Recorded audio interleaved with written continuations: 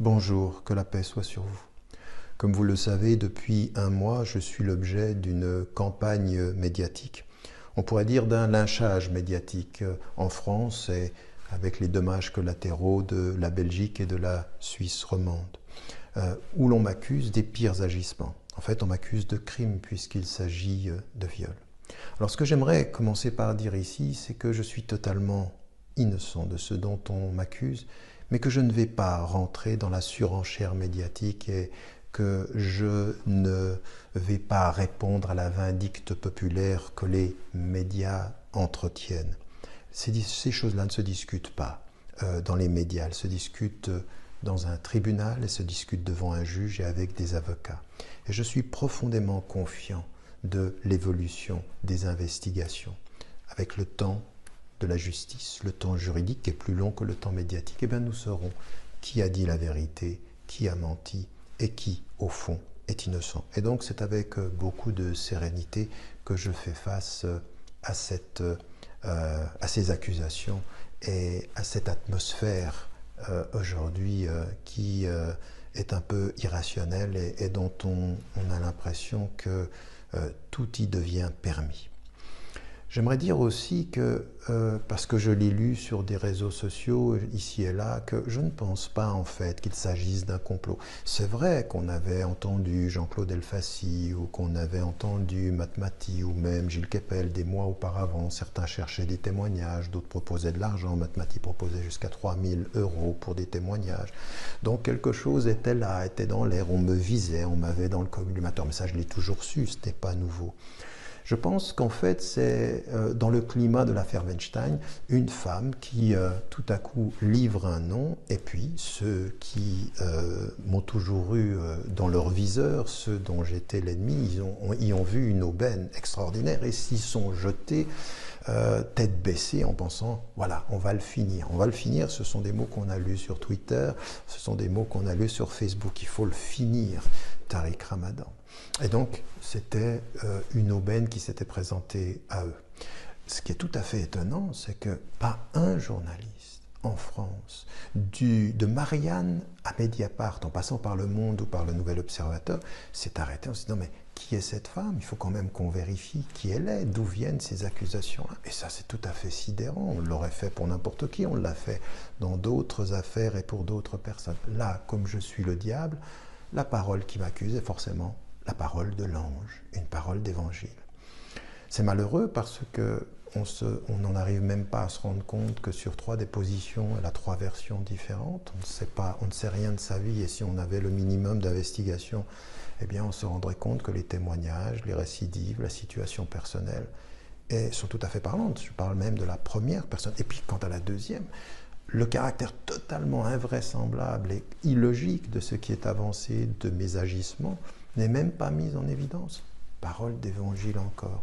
Et donc le minimum du travail de journaliste n'a pas été fait. Au contraire, on s'est dit, il faut qu'on charge davantage sur l'accusé, sur Tariq Ramadan, puisqu'il est le diable. Et on en a vu qui pensaient que j'étais à terre et qui ont continué à vouloir en rajouter, dont Mediapart, qui tout à coup ajoute une enquête vite fait pour pouvoir dire « Ah non, nous ne sommes pas les complices de l'homme ».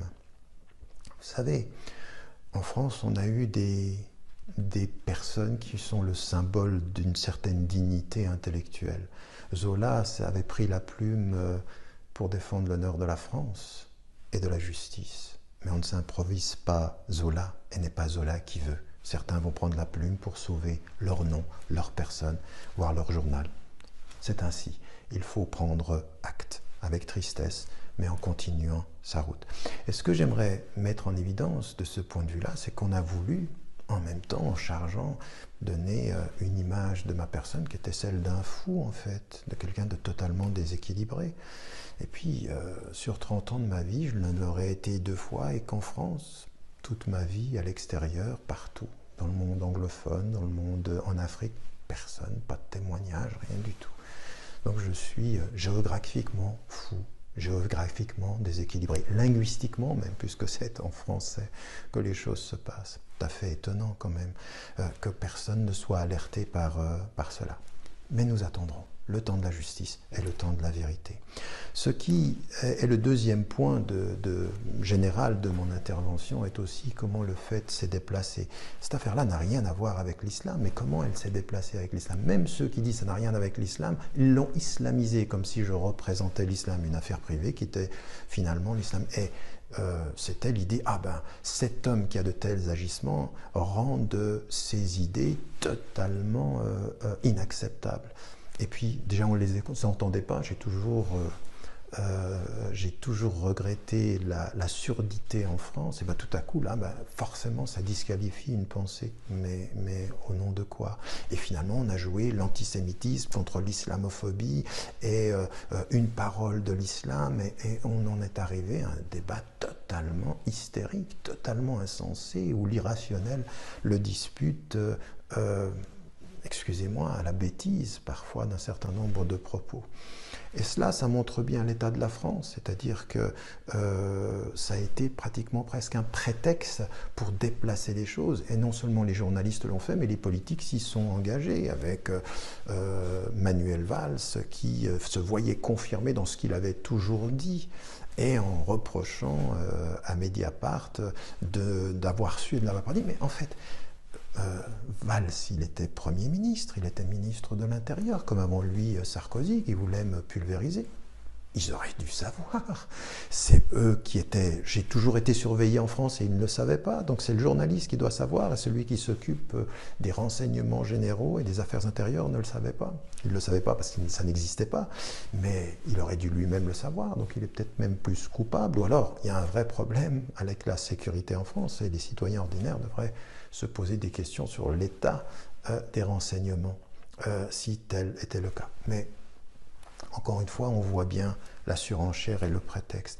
Et ça m'amène à dire, et c'est le troisième et dernier grand thème que je voulais aborder, c'est que je reste convaincu. Vous savez, j'ai beaucoup appris dans cette affaire-là. J'ai appris sur les amis, les gens qui sont proches, les soutiens. J'ai aussi appris sur les ennemis, sur leur capacité à aller très loin, très bas, au sens littéral, dans leurs accusations, et de savoir comment se tenir. Je continue à penser que ce que j'ai toujours défendu, je continuerai à le faire, parce que ce n'est pas une question de personne.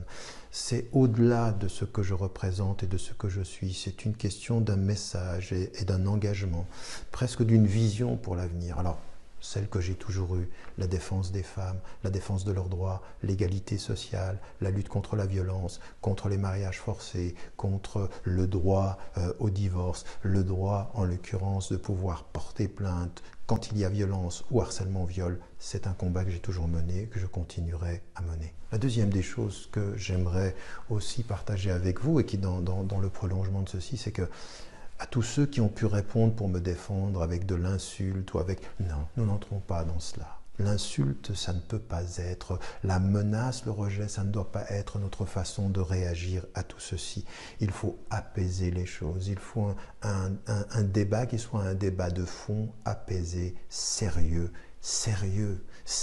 et responsable, parce que nous n'y arriverons pas d'un côté comme de l'autre si le rejet répond au rejet, l'insulte à l'insulte, et l'émotivité, l'émotionnel, et puis la controverse à la controverse. C'est le pire de ce qui peut arriver. Et donc c'est avec de la sagesse, c'est avec de la pondération, c'est avec une vue longue sur les choses que nous réussirons.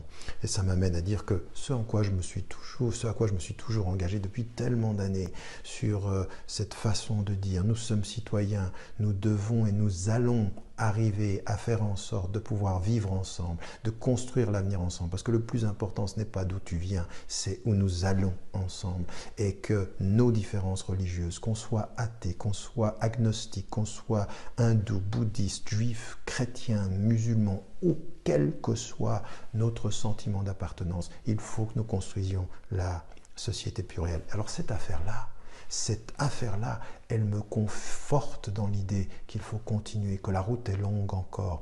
Il y a tellement de surdité, tellement d'incompréhension, tellement de passion que nous n'avons pas la sagesse que les sociétés pluralistes doivent nourrir pour que nous puissions vivre ensemble. Ce sera mon engagement. Au-delà de ma personne, ce qui arrive ne fait que me conforter, que ce message-là, cet engagement-là, est un impératif catégorique de nos sociétés plurielles.